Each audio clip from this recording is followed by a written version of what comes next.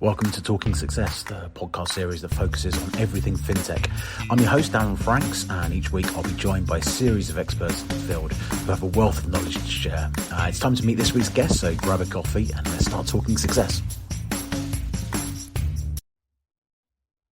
Hi everyone, welcome back to Talking Success. Yet another episode on a very nice Wednesday sort of afternoon, midday. And I'm talking lunch actually with Aman Behzad, who is a partner at Royal Park Partners in London. It's very good to have him on board. Over the last few weeks, we've been talking specifically around digital banking. We've focused a lot on payments. Again, bit in South Africa, a little bit in Kenya and Nigeria. We've had obviously MasterCard on, and I hope everyone has listened to the episode with Mark Elliott. That's super insightful, and he gave a slightly broader view on what's happening across the continent. Today we're going to dive into something a little bit different, and we're going to be talking about all things funding related. Obviously, very topical at the moment. There's been a bit of a fintech winter. I think that would be fair to say, with valuations being sort of nosediving and capital generally becoming hard to come by. Although there have been some very significant rounds that have been announced over the last couple of months, which Aman, I know, has been involved in a couple of those, which we're going to delve into. So before we get started, Aman, I'd love you to give an intro, a bit about you and your story. Tell us a bit about what Royal Partners does as a business, and then we can get into sort of some more topical conversations. Sure. Thanks for having me, Darren. So Royal Park Partners in a nutshell, we are a corporate finance advisory firm. We support financial technology businesses and only financial technology businesses on their capital raising and M&A endeavors. So that could be raising capital from Series B funding rounds all the way through the letters of the alphabet onto trade sale and IPO, where we also engage in lead IPO advisory. We have a global mandate with two offices, London and New York. And from our two offices, we support clients as far west as Chile and as far east as Australia. We've done deals out of both of those geographies over the last 4 years since we've been around. We've completed over 40 fintech transactions in that time. So we are by far and away the most active fintech advisor globally.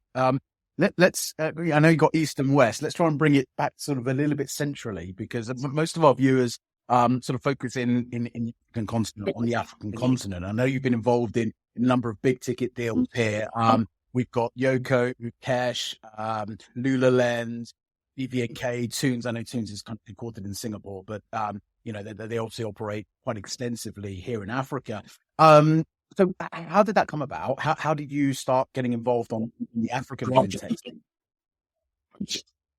Sure. So I actually spent the first 11 years of my life growing up across Africa. So a very strong affinity with the African continent. I was born in London, 6 months old, bundled off to Sudan, Juba, now South Sudan, and spent the ensuing 11 years living across Africa, east, west, north, south, including South Africa, Malawi, Nigeria, Kenya, as I said, Sudan, sometime in Egypt. So really got to know the continent intimately, and always had an affinity for the geography and the various different nuances that exist in each of the different regions of the continent. I think when you look at fintech innovation, you really have the archetypal journey that's taken place, really from Europe, in terms of people going from being banked, people going from not being banked to being banked, to having a relationship with a telecommunications operator, going on the internet, getting internet banked, and sort of going across the classic journey.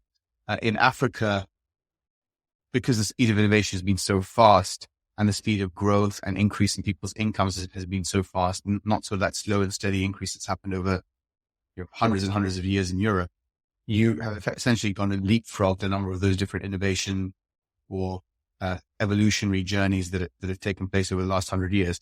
And so it just makes the continent that much more exciting, that much more vibrant in terms of how consumers and businesses interact, how they conduct themselves in terms of transactions, how they move money amongst themselves, and how they look after and secure their finances and their financial futures. So it's just always been an area of massive innovation, and that's why I've always sort of followed it with a keen eye. And well, I don't guess, but Africa is driven, or fintech in Africa is driven by need and necessity, as opposed to it being sort of a luxury item or convenience item, of which arguably it is in developed markets. When we're looking at financial inclusion, certainly in some of the ventures or some of the businesses that you've been involved in, they have a mandate, and they have very much a direction in how do we financially include not just Joe Public, but merchants. So people that want to set up businesses. Yoko is a great example of that, as is Lululemon. So, actually having a social impact is a big aspect of fintech here in Africa. Is that something when you're advising your fintechs or your clients who are fintechs? Is that something you're advising them from an African perspective to really focus on, or does it depend business to business? Obviously, Tunes is a very different model to Yoko or Uke, for example. So I think it really depends on the nature of the business, and every business has an element, if you're working in emerging markets, of financial inclusion and prosperity and development. I think you really have to think through what is the core proposition of what you're trying to achieve, and then what stories read through in terms of the use case of the product that you can clearly point to and say, well, that is a very clear socially beneficial activity that we've just undertaken for a certain kind of age group, or a certain or agenda, or other. I mean, when I look at some examples, so Lululemon, prima facie, or Lula as it's now being rebranded, raised money for them with Lightrock Capital Partners. Also participating in the funding round was Women's World Banking and the IFC. Now you'd ask, okay, the IFC find development mandate, Lightrock Capital Partners, obviously a tech-focused investor looking for financial returns. Why Women's World Banking? Well, if you look at the data that exists in Lululemon's customer database, you find that actually 45% of those people taking lent credit and opening up effectively banking facilities with Lula are actually first-time businesses that are run by women. And you see this massive African empowerment movement for women in Africa being driven by Lululemon, where these are businesses that have never had access to credit. They now have access to credit. They now have access to banking facilities. And you have these women-run businesses, which are often actually also women-run businesses that employ huge amounts of women because they may be involved in certain kinds of fashion or production of local goods and accessories, being now funded in having the facilities that they need to be able to make and accept payments, receive credit to be able to buy goods on account, and be able to create that value and add to lift themselves and their families out of poverty. And often enough, if you look at if you look at the survey results of many of these female founders of businesses that Lululemon serves, you find that actually it's a single income household. It's the woman that's now doing the work. Right. Wow. So a very strong empowerment agenda in these companies. Let's take it back a step, if I may. In terms of the work that you do for your clients, again, if you want to use any of those as kind of examples, then that's your prerogative. Can you explain to us what it is that you guys do as a service, and how do you get involved? What value do you bring? What stage do you get involved, etc.? Can you give us an overview? Yeah, sure. So there's many different flavors of the kind of advisory services you can receive from advisors. We consider ourselves full service advisors. So we have a full soup to nuts model where we work with a company from the first bit of dialogue that we have. And we often say we'd like to work with companies as early in advance of a fundraise as possible, or a capital event or a sale, so that we can help shape the story, help give feedback on the business, and really go on that journey with the business ahead of time. But it's really preparing the company to be able to engage with investors, buyers of their business, shortlisting the parties that we think are going to be the most likely to want to transact with the propositions that the business has, and really highlight, and then focusing on our time and attention on highlighting facets of that business that are going to be particularly attractive to a certain buyer group or a certain investor group, and really having a keen understanding of the strategy and focus of those different buyers and investors, such that we can really spend time polishing up and refining the story that leans in to those kinds of investors and buyers. We then manage the outreach process. We speak to those investors, buyers of businesses. We connect them with the management team, facilitate dialogue and discussion, ultimately due diligence, securing terms, closing a transaction, and supporting with the negotiation of optimizing deal terms, whatever they may be, and effectively guarding and being the custodian of that money into our clients' bank accounts.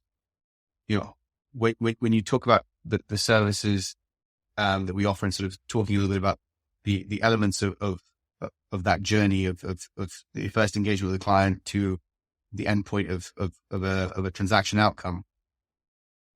When you first talk about engagement, again, as I sort of gave alluded to that example, it's really thinking through what are the key facets and elements that make this a very attractive business, and how is it particularly leading into the certain kind of universe that you want to go and speak to.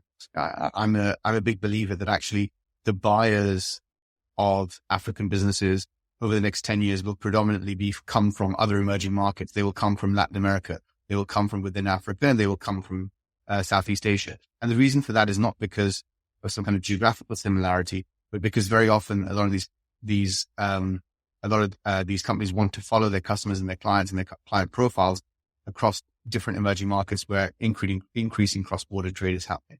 So being able to understand that and realizing who has what kinds of clients and marrying up those kinds of different client profiles, really understanding what is it that is going to strike a chord and have a nuance with the right level of senior person in that buyer or investor group. And then bringing them to the table and orchestrating those discussions such that we can really optimize for what kind of ideal outcome our client is looking for. Okay. I think the majority of fintechs that are founded, globally, have aspirations either to become a unicorn or to do a trade sale or even, IPO. What stage would you typically, I know you said you go through sort of the whole alphabet, but where typically would you get involved? Would that be sort of, seed round? Would that be Series A? Is that when it starts to make sense to sort of engage with you guys, or how do that work? So it's really the first bit of professional money that comes into a business, the first significant sets of checks. So that would be really from Series B onwards. Right. So minimum sort of $25 million coming into a business would be where we can add the most value. I think before that time, you're really funding through high net worth individuals, very much smaller local venture capital funds that already exist on the continent that you need to get to know. I also think what's important is to realize that the funds that you want to engage with when you get to Series B want to see the fact that a founder and a founding team has shown the persistence and the focus and the resourcefulness to go out and find and secure funding for their businesses up until and past the Series A. Being able to raise the first $10 million, let's say, to support your business, $10 to $15 million to support your business, is the marker of actually a good founder and a good founding team.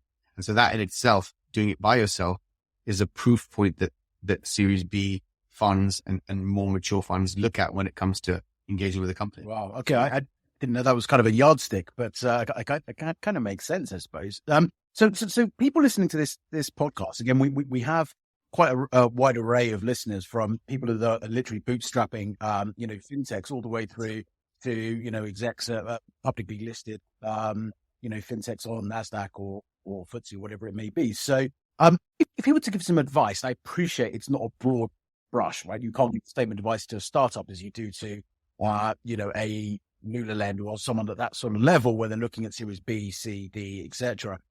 If you're talking to a slightly earlier stage, maybe a seed or Series A, what are the fundamentals they need to get right? Apart from obviously having a track record of raising capital themselves, what else do they need to have sort of lined up in order to come to you or someone of your stature and say, right, we're now ready to go for a Series B, without them having to then spend 6 months trying to get it all. What's some of the best practice fintechs can have to go on this journey?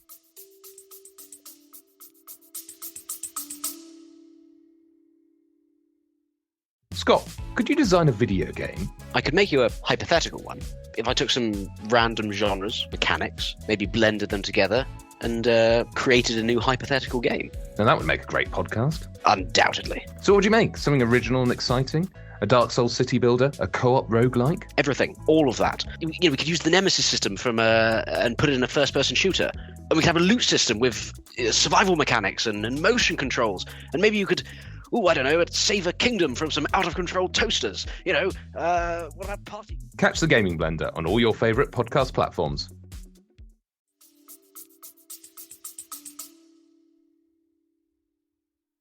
So I think part of what we're able to do is actually help organize our clients such that they're able to lead into a Series B. So that can involve helping them with their financial modeling, helping them think through how to present and manage their pipeline. But really, the thing that sort of doesn't lie and what we really need our prospective clients to have is to have demonstrated product market fit and show traction. And traction ultimately, it's great when you show monthly active users, downloads, or sort of customers that are registered to use your platform, numbers of accounts. But really, you want to see hard financial traction. You want to see revenue generation. You want to see some understanding of unit economics for a customer cohort basis or a particular customer grouping, and really understand what is the dollar that I need to spend to be able to onboard that client, and how much revenue do I generate from every dollar.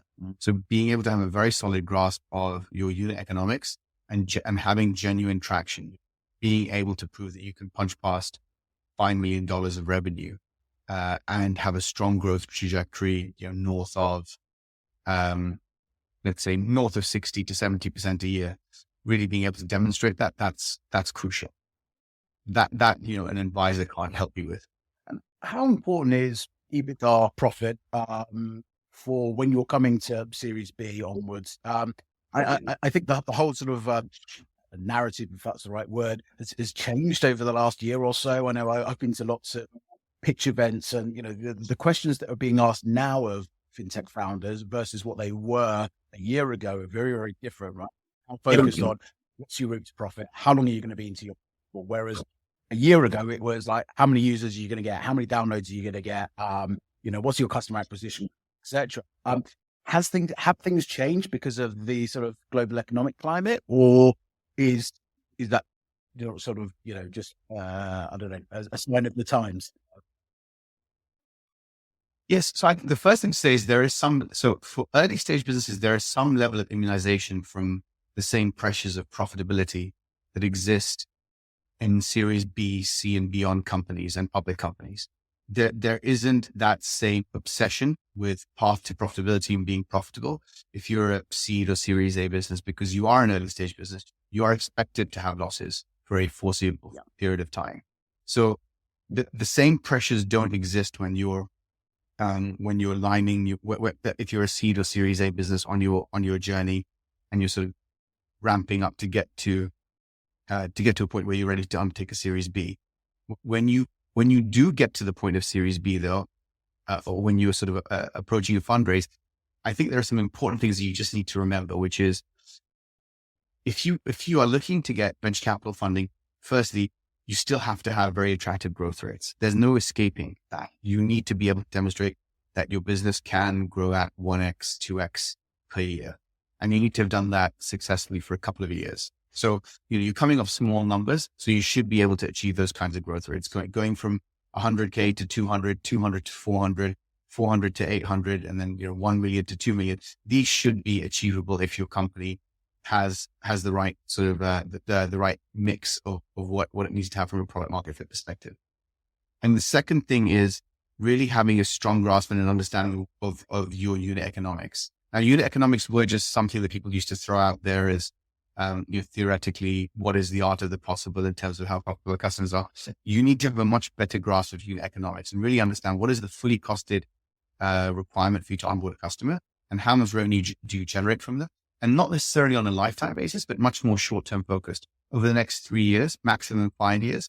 What is the CLTV, customer acquisition cost payback, the customer lifetime value to the cost of customer acquisition? And that really needs to be in excess of 5x in today's world, 4 to 5x at a minimum now to be an attractive business. You need to have your payback periods for every incremental customer acquisition that you're making to really be less than 15 months and ideally less than 12 months. And the whole thesis behind unit economics you need to remember is if I were to switch off my marketing and the growth engine of my company, could I turn my company profitable overnight? And that has to be something that you are constantly thinking about as a founder, as you're getting increasingly mature, as you push past seed, after you've done your Series A and you're setting yourself up for your Series B. That's some really good advice. Thank you. I read an article that I think you were interviewed in a few weeks ago, and you were talking about sort of the landscape and who would be sort of potential acquisitors for FinTechs. And from what I read, and please correct me if I'm wrong, Aman, but your view is slightly different in terms of it's actually probably not going to be the banks or necessarily the sort of PE funds and what have you. It's likely to come from within industry. So could you sort of elaborate a little bit? And do you see there being quite a bit of traction for the maturing FinTechs to then go and sort of start making strategic acquisitions across different markets? So I think what's important here is, so I do not see banks as being large acquirers for FinTechs. Yes, they may make one or two big acquisitions, and they may every year buy a FinTech company. But the extent of what banks are capable of doing is hindered by their own accounting approaches. So if they were to make a big acquisition, the fact that when you acquire a technology company, you have to immediately impair the intangible assets. So you're sort of taking a double hit. You're paying for an acquisition, and you're also having to write down the value of your own capital. So that becomes quite prohibitively expensive for a kind of an old school bank to make an acquisition of any significant size. And if you're a bank acquiring capabilities, you very often end up crushing the FinTech business that you're acquiring in the first place through your own bank's policies, particularly security, the security policies that you may have, the compliance processes and approval may end up effectively choking the business that you end up acquiring. And then just internally, the amount of bandwidth that you have as a bank to be able to acquire multiple businesses and integrate is just very, very limited. If you're a FinTech business, you're used to running fast and breaking things. And so you the approach that you take, and there has been a bit of a temporary of this, but it's more of you ask for forgiveness as opposed to asking for permission. Yeah. So really motoring ahead with your plan and then trying to fix things ex post the event. When you're a FinTech business yourself, you gain an appreciation for what it is to build a team, what it is to build a certain kind of technology stack, how hard and how difficult it is to build certain customer sets. And that appreciation that you have, you then can admire and see in other companies where you can perceive their value, where investors and other strategics may not be able to perceive their value. And so right now, in a world where capital is scarce, there are a lot of smaller companies out there who don't really have an independent future.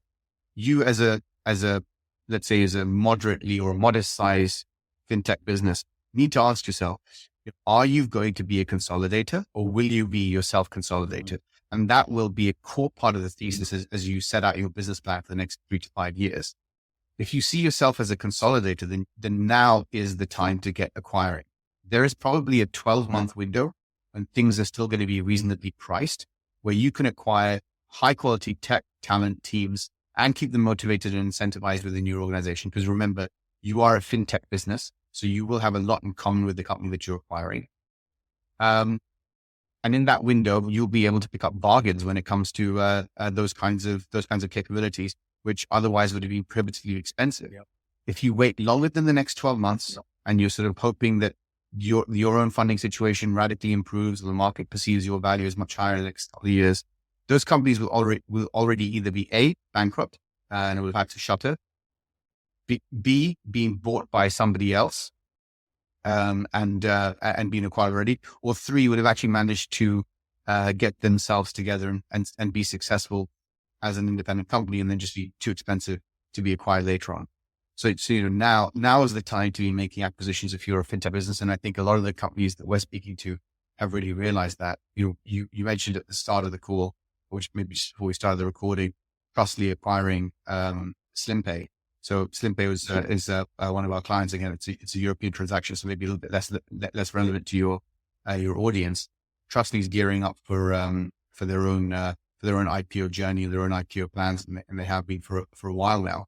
They're looking to bulk up and increase their scale and capabilities in other countries, and you're going to see this as an increasing trend, both on the continent and outside the continent of Africa. And I think we've seen exactly what you're talking about, man. We were rapid that new business. So, that was quite big news. We've seen some additional funds, Network International, the DPO group, and then sort of sell that to a Canadian business, which I think was relatively recent as well. So there seems to be a lot more activity, certainly than in beginning part of this year.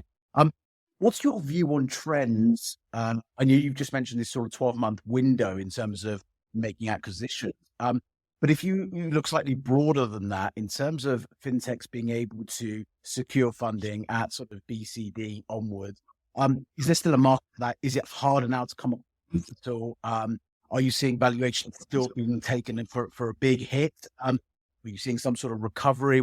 What's your sort of market and sort of trend moving forward? So generally speaking, the early stage was insulated from the last 18 to 24 months of pain.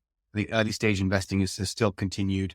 People carried on deploying. Valuations have been moderated slightly downwards, but not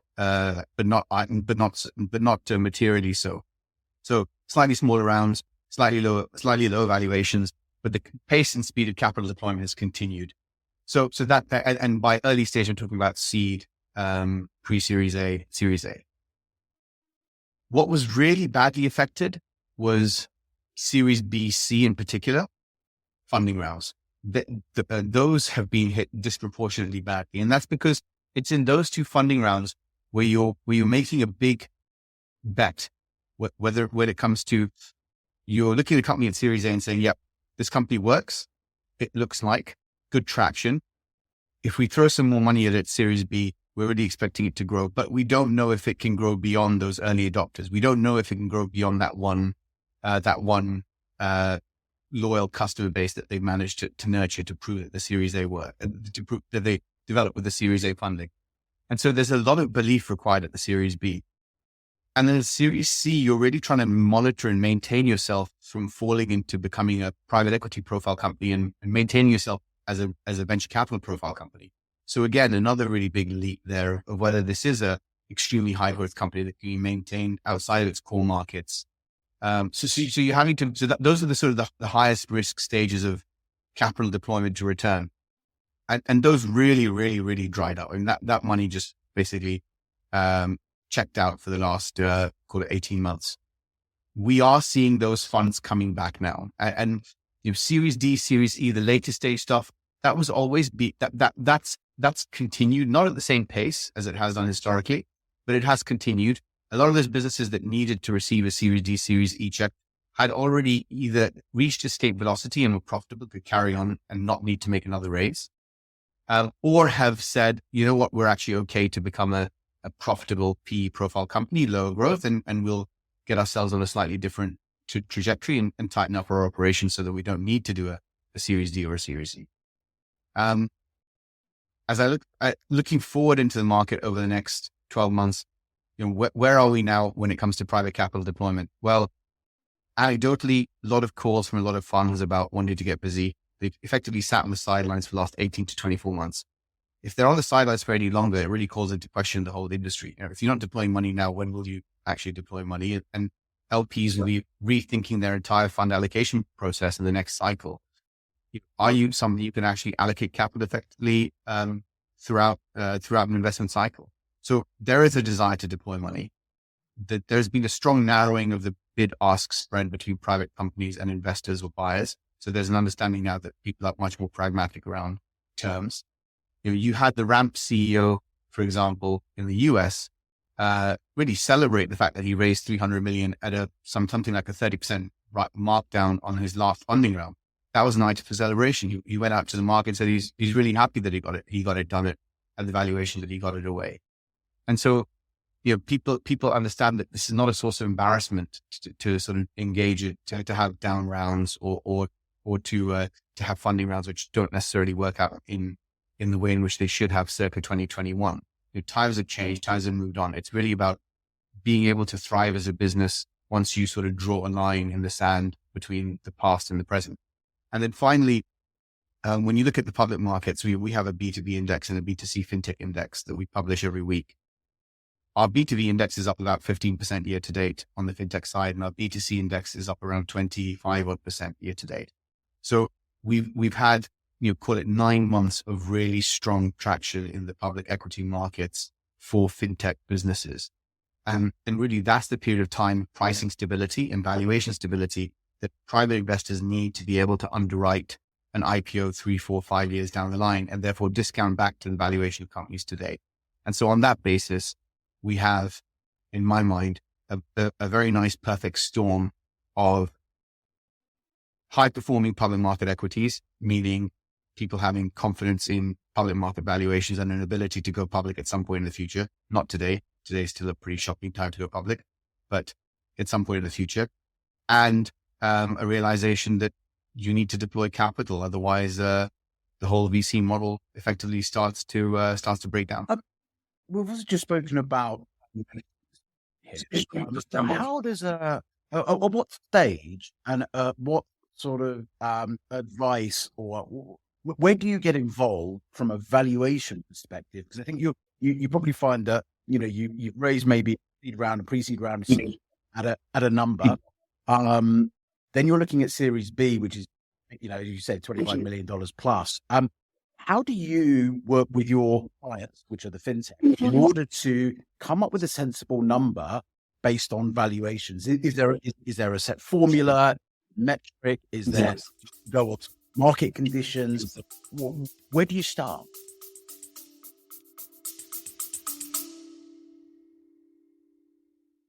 Whether you're a seasoned podcaster or just thinking of starting a podcast, you need to listen to Buzzcast from the folks at Buzzsprout. Here we go! Buzzcast covers everything a podcaster should know, from marketing strategies and how to make money from your podcast to the latest and greatest tech and industry insights to keep you on the cutting edge. Follow Buzzcast by clicking the link in the description or go to buzzcast.buzzsprout.com and keep podcasting.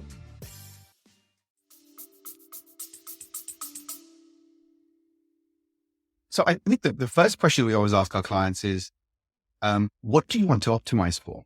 So there are in my mind, there are 4 key things that you're trying to solve for as a FinTech business looking for investment capital. The first is valuation. What's the valuation that you're trying to solve for? What was the last post money? How much of a mark write up do you need for your next round? And how much capital are you trying to take to avoid the level of dilution that is intolerable for you as a founder? And how much money does your business actually need in terms of being able to fuel itself for the next 18 to 24 months versus what's a nice to have? So that's the first thing, valuation, which determines dilution. The second thing is terms. What are you willing to sacrifice and give away on terms? Are you willing to give away a board seat? Are you willing to give seniority of liquidity preference? Are you willing to give away participating preference versus non-participating?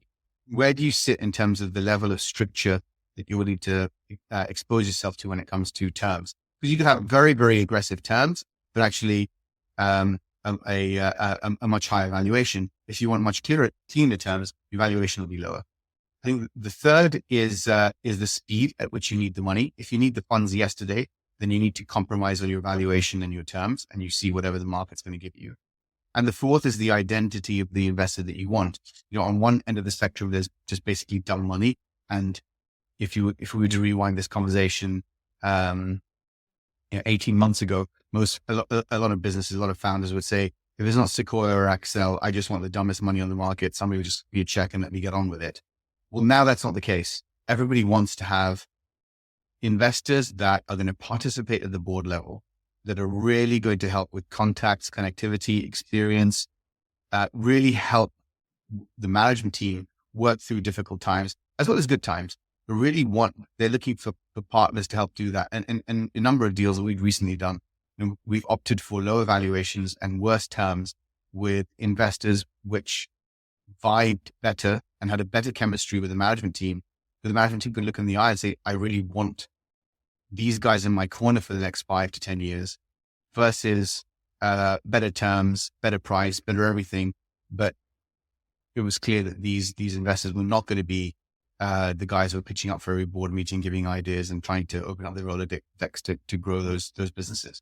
So really, you as a fintech business, you need to figure out what is it that you're willing to compromise on and what is it that you're not willing to compromise on. And that's unique to your business's circumstances. And I guess the individual, I mean, if it's, there's a couple of co-founders, it's what do they want out of the transaction as well, I suppose. That's probably quite important from a selfish perspective. If I'm going and raising, what do I want to take to the table? Is that a conversation that also needs to happen, or? So at Series B, you should not be having that conversation on what you want to take off the table. That doesn't happen up front. That conversation can happen much later on. So once you receive term sheets for primary investment, you do not want to go to market saying, yes, there's primary and secondary here. It's just a very difficult message, particularly in this market. Nobody wants to be perceived as a fool for cashing somebody else out of a business and coming in at a much higher valuation in the business. You need to figure out exactly the reasons why. Founders to take a little bit of money off the table at Series B is perfectly normal, perfectly usual, and it's kind of par for the course, and it should happen. I think it's a very healthy thing to happen, where founders have been working hard to get to a Series B. They may be working for 3, 4, 5 years. They need to have, for themselves, for their own mental well-being, and also for their family situation, to show that actually this works, and I need to stick at this.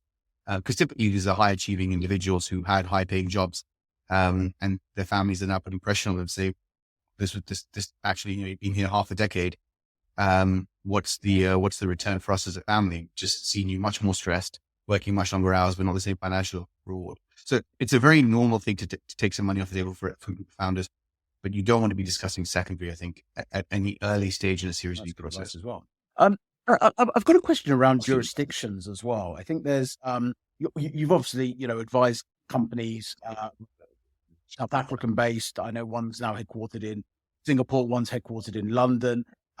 If you're a fintech operating in Africa, and let's just make that a little bit more specific, South Africa or Kenya, I'm by no means favoritism, I'm just using two as examples, right? In terms of your structure, how should that typically look from looking at investment and looking at overseas investors? Are they looking at a complex structure where you may have an offshore headquarter in Mauritius or somewhere else? Is it better to have a cleaner structure so you're just domiciled in the country you're operating in? If you've got branches, they're branches of that sort of holding company. Is there any advice you can give? Because it's a bit of a what's the correct way of saying it? It's a bit of a complex area. I've been through it myself a couple of times. So any advice you can give? Yeah, it's so yeah. There was a period of time where every South African tech company was putting their whole co in Mauritius and putting their IP there and using the Mauritian entities as a safe house. But Mauritius itself then came under scrutiny from the European Union around what their sort of AML processes and how money was sort of coming in and out of the country of Mauritius, which I think grey-listed them for a period of time. I can't exactly remember, but it just made Mauritian investing really no different to just going directly into South Africa.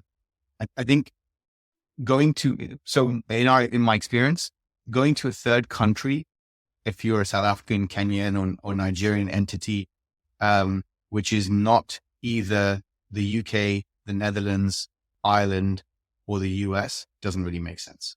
I think other geographies, other jurisdictions are going to be equally exposed to different issues and changes with legislation, global sanctioning, global rules around how those companies can operate, what they can operate. I don't think you want that additional headache. I think if you're what's typical for a Nigeria businesses, a lot of them are Delaware headquartered, US Incs at the top co, works perfectly fine, is pain when it comes to legal fees, because you're having to have a US based counsel as well as typically a Nigerian based local counsel, which is just just a bit of a pain because there are not as many lawyers who are comfortable with both Nigerian and US law. So you typically have to double up on law firms. So just be aware of the cost associated with that.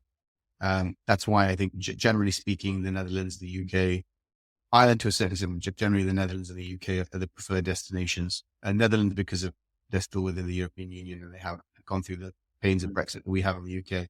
Otherwise, it would just be straight up saying the UK is probably the best place to domicile your top co. And it does make a difference by the come to investor interactions. Sorry, man, it does make a difference.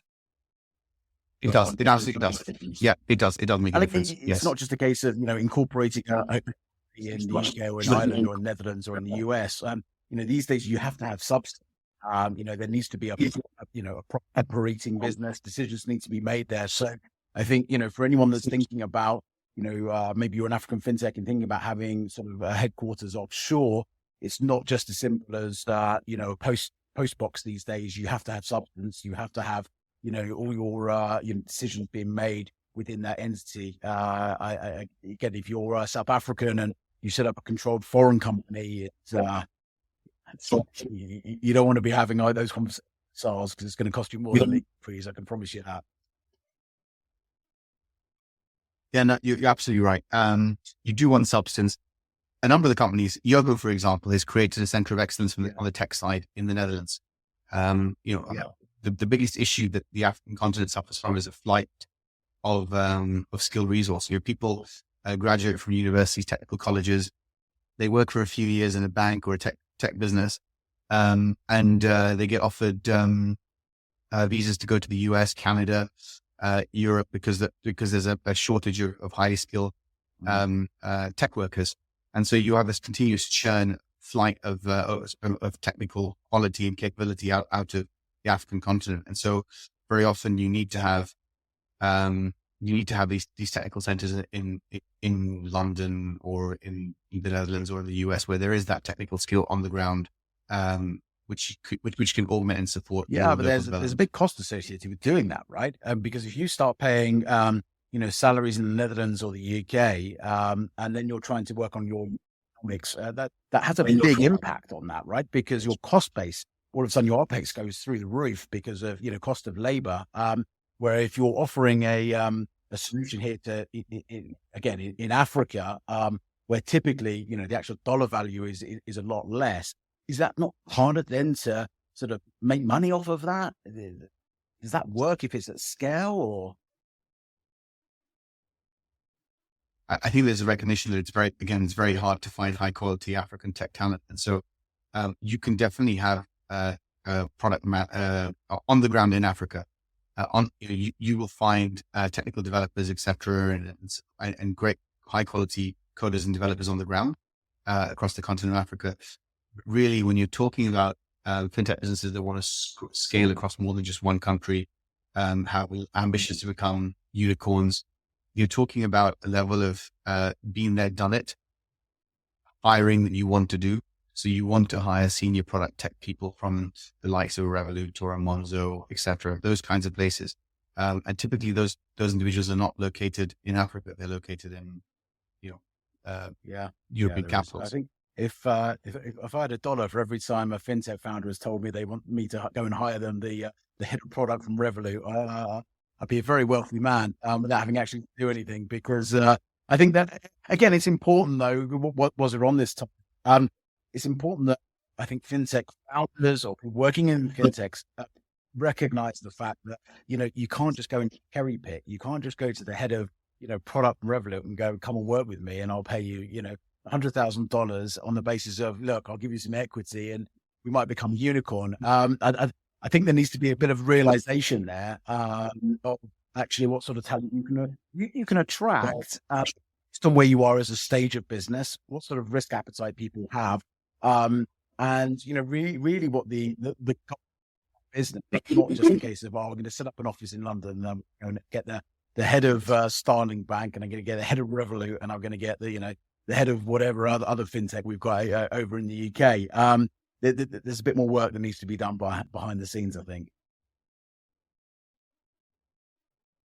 Yeah, no, and look, I totally agree. I think there was a period of time in I want to say 2017, 2018, where a number of African businesses had gone straight to recruitment agencies in London and put out tenders for positions for high, let's call them high value senior, particularly tech and financials and CFO type people hiring that they wanted to engage in, and we're very happy to pay very large finder's fees.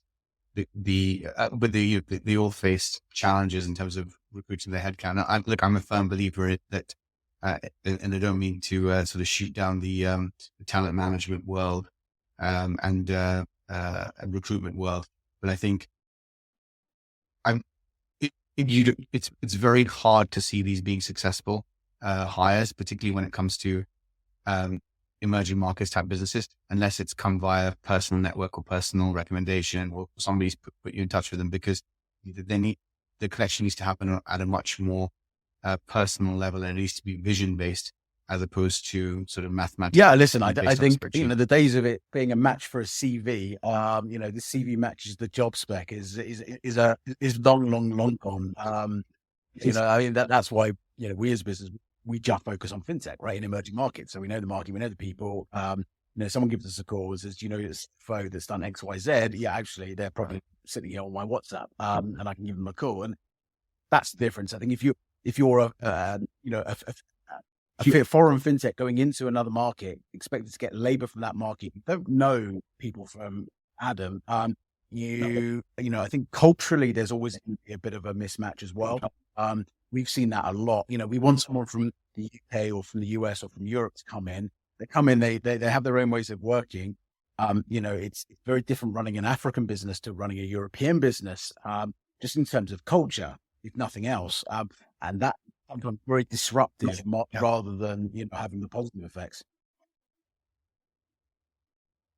And this loops us back into the conversation around investors. When you're choosing your investor, what kind of Rolodex does that investor have? Have they done deals before on the continent of Africa, or is it the first deal? And if they do their first deal, what value will they actually bring to you? Can they source for you other senior executives? Who have already worked on the continent of Africa? They may be bigwigs from other established financial services organizations in other countries in Africa. What kind of capability and understanding do they have of emerging markets? And again, their Rolodex, what kind of understanding capabilities does that Rolodex have of emerging markets? It's really that reverse interview process that you need to do as a fintech founder. Aman, where can people find you, and where can they find out more about what you guys do, and maybe get in touch? What's the best route? They can email me directly. So it's Alpha Bravo AB at royalparkpartners.com. They can go to our website to find out more about our business, www.royalparkpartners.com. You can find out about some of the transactions that we've done. We've got our case studies there. We also issue weekly market updates, which we send out both weekly, so also weekly, monthly, and quarterly. The quarterly ones are more fulsome, much larger review of the market. And then every quarter we also issue a thematic report on a different subvertical. So we actually issued one on Africa. I want to say about 6 months ago, which covered off African fundraising, some of the trends and technologies that are emerging there, some of the attractive businesses. We'll be issuing one very, very shortly on core banking and banking and service companies, and so on and so forth. So we strongly advise AB to look at that. And then also for anybody interested in valuations and multiples, we have a free access online database that people can log into and play around with our spreadsheets and get market data around. Fantastic. Well, I'm going to get those links from you, and I'll put them within this podcast. If you're watching on YouTube, they'll be on here. If you're listening on Spotify or Apple or Google, then the link will be in the description. So please feel free to navigate around those and reach out to Aman if you'd like any more information, or you'd like to have a chat with him or someone from his team. Aman, thank you. I've learned a lot this episode. I'm sure our viewers will as well, and our listeners. Any sort of parting words? Anything you want to leave us with as a kind of a cliffhanger? Because maybe we'll get you back on soon. Sure. Look, we've literally just finished the first innings here. If this was and I'm going to go for baseball versus cricket. So there are not 3 more innings to come. There are many, many more innings to come in the world of the evolution of the fintech sector. We've just completed, let's say, the first decade of what will be a multi-decade, next 40-year transformation of the industry. So we're still incredibly nascent. There is going to be a whole load of money going into this sector. There is going to be a whole load of very interesting, exciting category leaders that will continue to emerge. There will be businesses that come and dominate countries and regions and continents over the next 10 years. And many of them you may not have even heard of yet, or may not have even been founded, just such as the pace of change and the ability to take market share in the current market setup. My recommendation is for everybody to persist, carry on, keep growing your businesses, keep an eye on your cash flow. And if you need help with any of the above, then please feel free to reach out to us, and we'll see if we can be of any assistance. Listen, I'm certainly excited about the future of fintech, not just here in Africa, but I think globally as well. We're seeing some incredible innovations. They've only, like you said, they've only even started. We're not even going to sort of talk about crypto because that's a whole nother 2-hour session. But and open banking and everything else, and the amazing work the guys over at Ukesh are doing with one of our mutual clients at DTB Bank. But that's one for another time. Aman, thank you so much. I'll let you go back to your maybe you're having a cheese sandwich, given you're in the UK. I don't know, but I'm going to go and have something South African over here. Wasn't here.